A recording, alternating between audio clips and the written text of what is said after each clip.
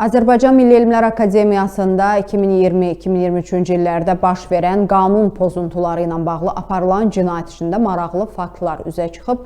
Hazırda ev dustaqlığında saxlanılan Ramiz Mehdiyevin AMEA rəhbərlik etdiyi dövrdə olan yeyinti halları ilə əlaqədar sabiq deputat Elton Məmmədov da istintaqa cəlb edilibmiş. Belə ki, prokurorluq tərəfindən onun barəsində cinayət təqibi aparılır. Məmmədov keçmiş Nəqliyyat naziri Ziya Məmmədovun qardaşıdır.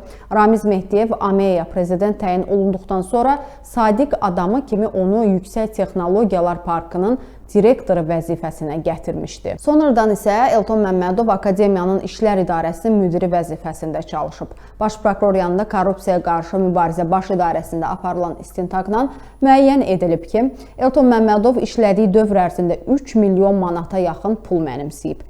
Maliyyə pozuntularını təsdiq edən sənədlər və digər sübutlar iş materiallarına əlavə edilib.